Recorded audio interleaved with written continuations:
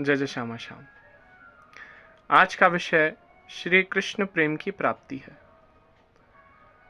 श्रीमद् भागवत के प्रथम स्कंद के 8वें अध्याय में जो 42वां श्लोक है वह कुंती स्तुति का 25वां श्लोक है। उसमें श्रीमती कुंती कह रही हैं कि त्वयि मेनन्य विषया मतिर्मधुपते सकृत रतिमुद्वहता दद्धा गंगेवौघ मुदन्वती गंगेवौघ मुदन्वती। कि हे श्री कृष्ण, जैसे गंगा की अखंड धारा समुद्र में गिरती ही जा रही है, उसी प्रकार मेरी बुद्धि किसी दूसरी ओर ना जाकर, किन्हीं विकारों में ना जाकर, केवल आपसे ही निरंतर प्रेम करती रहे, निरंतर प्रेम करती रहे। और सही मानिए, हमारा परम लक्ष्य ही प्रेम है। वेदों में ब्रह्म को रस रूप बताया गया है, रसो वैसा, कि ब्रह्म रस रूप है। और वहीं फिर बताया गया आनंदो ब्रह्मेति व्यजानात, कि ब्रह्म आनंद रूप है, ब्रह्म आनंद है। लेकिन गुरुदेव की सन्निधि में यह हमें जानकारी प्राप्त होती है कि वास्तविकता में प्रेम ही ब्रह्म है, और उस प्रेम के भीतर रस समाया है, और रस के भीतर आनंद समाया है। ये जीव संसार में केवल आनंद की प्राप्ति के लिए ही भटक रहा है। भले ही वह आनंद उसे खाने से मिले, सूंघने से मिले, देखने से मिले, स्पर्श से मिले, उसी आनंद की प्राप्ति के लिए वो इतना विकल है। आनंद मिल जाने पर हम शांत हो जाते हैं। ये एक ऐसी तृष्णा है जिसकी कभी तृप्ति नहीं हो सकती। जितना आनंद प्राप्त होगा,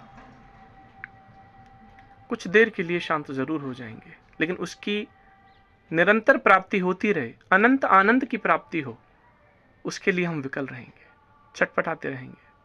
लेकिन निरंतर आनंद की प्राप्ति केवल भगवान से प्रेम हो जाने के बाद ही संभव है, उनकी भक्ति में ही संभव है। और हमारी सभी कामनाएं, इस संसार में जितनी भी कामनाएं, वह केवल भक्ति से ही पूर्ण हो सकती हैं। भागवत जी में आया है, अकामः सर्व कामो वा मोक्ष काम उदारधीः तीव्रेण भक्ति योगेन यजेत पुरुषम परम। कोई कामना से युक्त हो या अकाम हो, मुक्ति का चाहने वाला हो, उसे केवल भक्ति ही करनी चाहिए। भक्ति सभी चीजों को प्रदान करने वाली है। बाकी तो संसार में सुख या दुख सभी को अपने भाग्य के अनुसार मिल ही जाते हैं। तल्लभ्यते दुख वदन्यतः सुखम कालेन सर्वत्र गभीर रन्हसा। ये भी भागवत जी के वचन है। जैसे भाग्य से दुख मिलता है, उसी प्रकार सुख भी मिल जाता है। भाग्यम फलति सर्वत्र, भाग्य के अनुसार ही हमें सब प्राप्त होता है। लेकिन प्रेम भगवान का अनुग्रह हो तभी प्राप्त होता है। हमारी इंद्रियां जिस आनंद के लिए विकल हैं, विचलित हैं, परेशान हैं, जिसको पाने के लिए हम दिन रात भटकते हैं, धन कमाते हैं कि धन से वो वस्तु खरीदेंगे और उससे हमें आनंद मिलेगा, वह आनंद, वह अखंड आनंद, वह परमानंद केवल भगवान के प्रेम में ही स्थापित है। जब यह जीव इस धरा पर आता है, क्योंकि जीव तो ब्रह्म का अंश है, ममैवांशो जीवलोके, यह जीव ब्रह्म का अंश है, इसमें आनंद होना स्वाभाविक है। लेकिन जब यह इस धरा पर आता है, इस मृत्यु लोक में आता है, तब इसके अंदर से आनंद तिरोहित कर दिया जाता है। फिर ये उसी आनंद के लिए भटकता है, तड़पता है, तरसता है और नवीन नवीन प्रयत्न करता है कि किसी प्रकार मुझे आनंद मिल जाए। और जिसे आनंद मिल जाता है उसका सहज प्रेम परमात्मा से हो जाता है। जाहि न चाहिए कबहू कछु, तुम सन सहज सनेह, बसहु निरंतरता सुर, सोरार निज गेह, सोरार निज गेह। जिसको कभी कुछ नहीं चाहिए उसका आपसे सहज प्रेम है। मुझे व्यक्तिगत रूप से ऐसा लगता है कि ये जो श्रीमद् भागवत का श्लोक है, त्वयिमेनन्य विषया, इसके अनुष्ठान, इसका जप करने से भगवान श्री कृष्ण का प्रेम निश्चित ही हमें प्राप्त हो सकता है, निश्चित ही प्राप्त हो सकता है। क्योंकि यह भगवान के जो वचन है, क्योंकि भगवता प्रोक्तम इति भागवतम, भगवान ने जो कहा वह भागवत है, इसलिए भगवान के ही वचन है।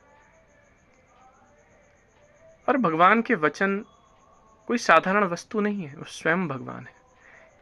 इसलिए इनका बार बार उच्चारण करने से, और उसमें भी ऐसे शब्द कि हे नाथ हमें आपके प्रेम की प्राप्ति हो, हे नाथ मैं आपको भूलूं नहीं, हे नाथ मैं सदा आपको याद रखूं, ऐसे बार बार वचन बोलने से, ऐसी बार बार प्रार्थना करने से निश्चय ही हमें श्री कृष्ण प्रेम की प्राप्ति होगी, निश्चय ही प्राप्ति होगी, ऐसा मेरा विश्वास है।